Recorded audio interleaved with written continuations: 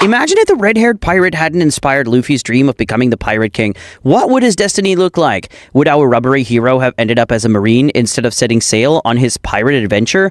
Join us as we explore how Luffy's life might have unfolded in the world of justice, power, and the Marines. Let's set sail into this fascinating what-if story. Without Shanks, Luffy would never have eaten the Gomu Gomu no Mi. The devil fruit was an accident, a twist of fate that forever changed his life. Without it, Luffy wouldn't have his signature rubber powers. More than that, Shanks was the one who inspired Luffy's dream of becoming the Pirate King. The courage, kindness, and freedom Shanks embodied lit a fire in young Luffy's heart. If Shanks wasn't there to show him what it means to be a pirate, Luffy's dream could have been entirely different. So what would have happened? Without that spark, Luffy might have taken a completely different path. In fact, he likely would have become a marine. After all, his grandfather, Garp, always wanted Luffy to follow in his footsteps.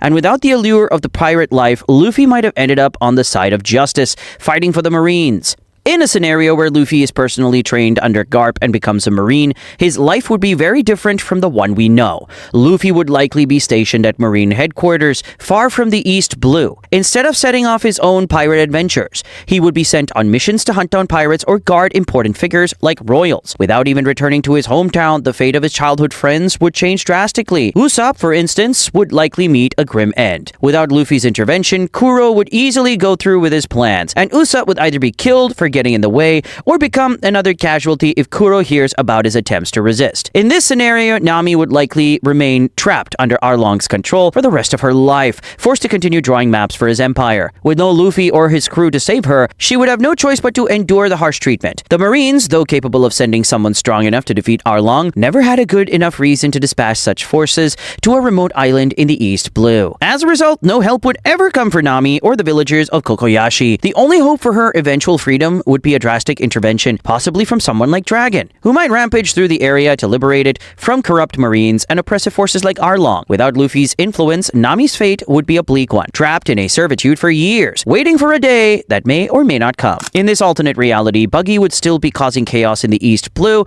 and without Luffy's intervention, things could take a dark turn for Nami. After working under Arlong for so long, Nami might cross paths with Buggy during one of her escape attempts or missions. If Buggy senses that she isn't as ruthless or evil as him and his crew, he might have no qualms about killing her, ending her story there. As for Zoro, his fate could be just as grim. Without Luffy to save him, Zoro would either be executed by Captain Morgan or forced into a desperate fight. Even if Zoro somehow managed to defeat Morgan, his actions might make him a high priority target for the Marines. Destroying an entire base and escaping would put him on the radar of Marine captains, making his life as a fugitive incredibly dangerous and difficult. He would be hunted relentlessly, and with no allies to help him in the quest to become the world's greatest swordsman. In this version of the story, without Luffy's leadership and camaraderie, the futures of both Nami and Zoro would be much darker and filled with more tragic ends. In this darker version of events, Chopper would still be living under Wapol's oppressive rule. Without Luffy and his crew to intervene, Wapol would never be overthrown, and Chopper would remain isolated and downtrodden in Drum Island. Even worse, Teach, that's Blackbeard, would still eventually attack and destroy the island, leaving Chopper with little hope of escaping his grim fate. Meanwhile, Vivi's fate in Alabasta would be equally tragic. Without Luffy's crew to expose Crocodile's schemes, Vivi would be killed, and Crocodile's plan to take over the kingdom would succeed. Alabasta would fall into chaos, becoming a hellish place under his control. If Smoker tried to interfere with Crocodile's plans, he would likely meet a fatal end as well, captured or killed by Crocodile and Baroque works. Though the Marines would eventually send a vice admiral to deal with Crocodile, by that point, the damage would already be done. Tashigi too would perish, never gaining the relevance she did in the original timeline, falling victim to Baroque works. In this grim scenario, Alabasta would be a broken land, and many beloved characters would meet untimely ends, all due to the absence of Luffy and his crew's intervention. In this alternate timeline, Dragon would hear rumors about his son Luffy climbing the ranks of the Marines. While proud of his son's strength and tenacity, Dragon would be saddened by the thought that they may one day find themselves on opposite sides, fighting for different ideals. The same would go for Sabo, who, after reuniting with Dragon, joining the Revolutionary Army, would feel conflicted about potentially facing his own brother in battle. Luffy's fierce personality and natural disdain for authority authority would likely cause friction within the Marines. His refusal to blindly follow orders and his tendency to follow his own moral compass might lead to frequent demotions or even time spent in the brig for insubordination. Despite his talent and power, Luffy's rebellious nature would make it difficult for him to stay in the Marines' good graces for long. This internal conflict between his sense of justice and the Marines' rigid structure could eventually lead Luffy to question his place in the organization. But the looming possibility of fighting against Dragon and Sabo would weigh heavily on him, shaping his choices in this alternate path. In this alternate scenario, without Luffy and his crew interfering, Gecko Moria would remain on Thriller Bark, continuing his undead experiments while avoiding major conflicts. As a warlord, he'd be called up occasionally by the world government when needed, but his primary goal of one day challenging Kaido for revenge would still linger in the background. However, Moria's desire to face Kaido again would likely lead to his downfall. Even if he were to eventually challenge Kaido, it would be a hopeless battle. With Kaido's immense power and Moria's weakened state since their last encounter, the fight would almost certainly end with Moria's death. In the end, Moria would never reclaim his former glory, and his fate would be sealed by his obsession with revenge, leading to a tragic and inevitable end. In this alternate version, Robin would continue her search for the poneglyphs, using her time with Crocodile as long as it serves her goals. Without Luffy and the Straw Hats to disrupt Baroque works, Robin would remain in Crocodile's employ until his plans were fulfilled or she no longer found him useful. She would likely stay in the shadows, playing her cards carefully to avoid being caught up in the inevitable downfall of Crocodile when the Marines finally send a Vice Admiral to stop him. Frankly, without Luffy's intervention in Water 7, would be captured by the authorities after his conflicts with the world government and thrown into Impel Down. His story would take a much darker turn, imprisoned alongside some of the worst criminals in the world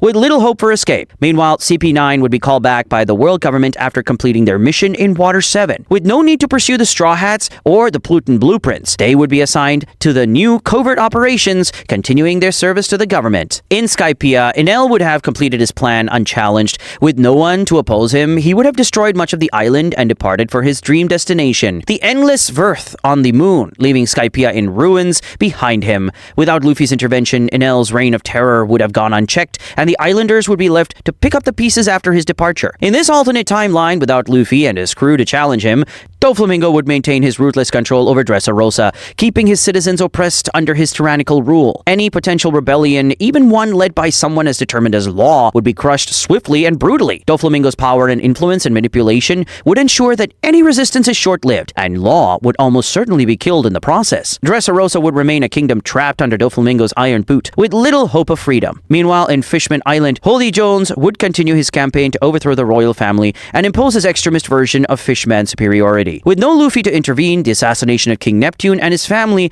would be a real possibility. The island would fall into chaos under Hody's rule as he uses violence and hatred to spread his message. Fishman Island, once a place of hope for peaceful coexistence with humans, would descend into turmoil, its future uncertain and dark. Sanji would remain an unremarkable cook, staying in the Bharati without any major adventures or character development. His potential would go unrealized, and he would continue to serve customers without even gaining the relevance or recognition he deserves. Without the events that led to his eventual involvement with the Straw Hats, he would never be chosen to marry Pudding, leaving his dreams of love unfulfilled. As for Brook, he would languish in obscurity, doing absolutely nothing for the rest of eternity. Without Luffy and the Straw Hats to inspire him, Brook would remain a wandering soul, possibly lost in a cycle of aimlessness. His potential as a musician and his quest to reunite with his crew would never materialize, leaving him as a forgotten figure in the annals of the world. This version of Brook would be a tragic reminder of the vibrant life he could have led had he found a crew that valued his spirit and abilities. In this alternate timeline, Koby would remain a helpless whelp, lacking the motivation and inspiration that Luffy provided. With Luffy stationed far away at Marine headquarters, Koby would miss the opportunity to encounter someone who could challenge him and push him to grow stronger. As a result, he would stay stagnant in his role, unable to rise through the ranks or develop the skills needed to become a competent Marine. Captain Morgan would continue to wield his iron-fisted rule over his territory unchecked and unchallenged. Meanwhile, Mihawk would solidify his position as the strongest swordsman in the world with no one to rival him. His title would remain uncontested, and he would continue to hone his skills, leaving the world of swordsmen without a challenger. As the timeline stands, the world of One Piece would be a much darker place, with countless characters stuck in their cycles of oppression and helplessness. While the grand adventures and battles we know and love would never unfold, without Luffy's influence, the story would lose its heart and spirit, leaving us to wonder what might have been. The Marineford War would likely unfold in a similar manner to the original, but with some critical differences. Luffy and Garp would find themselves grappling with doubts about their respective allegiances, leading them to remain more on the sidelines of the conflict. Garp, as a Marine, would struggle with his loyalty to the organization against his familial ties to Luffy, while Luffy would be torn between his desire for freedom and the oppressive nature of the Marines. As for Luffy's powers, without his fateful meeting with Shanks, he would never have eaten the Gomu Gomu no Mi. This means he wouldn't possess the extraordinary abilities that define him as a character. Instead, he would remain an ordinary human, lacking the strength and resilience that comes with being a devil fruit user. This absence of power would deeply affect his actions and choices throughout the Marineford events, resulting in a more passive role during the war. Ultimately, the conflict at Marineford would unfold differently, with both Luffy and Garp hesitating to engage in the battle. The absence of Luffy's growth, inspired by Shanks and his dream of becoming a pirate king, would alter the dynamics of the entire arc, leaving the war to continue in its brutal fashion without their influence. This would lead to a world forever changed by the absence of the Straw Hat spirit and resolve. In this alternate timeline, Luffy would develop a fighting style that combines elements from both Lucci and Garp. His natural talent for combat paired with his rigorous training would allow him to reach a skill level comparable to that or even slightly above Lucci's, especially if he were engaged in numerous battles against formidable pirates. The more he fights, the more his skills would improve, honing his abilities in ways that mirror his original journey but without the same context. However, despite his growing prowess, Luffy would likely never rise to the ranks of Admiral or even Vice Admiral within the Marines. His disrespectful attitude towards authority and his rebellious spirit would clash with the rigid structure of the Marine organization, preventing him from gaining the high-ranking positions that come with a strict adherence to Marine ideals. Additionally, with Luffy training under the guidance of Garp, he would likely learn Haki much easier than in the original timeline. This early mastery of Haki would further enhance his combat capabilities, allowing him to compete more effectively against other strong foes. As a result, while Luffy's path may diverge significantly from the one we know, his raw talent and newfound skills would make him a formidable force within the Marine ranks. This was all for today, folks, and we've discussed every plot line if Luffy had never ever met Shanks in the first place. Leave a like if you liked the video and hit the subscribe button if you want more content updates.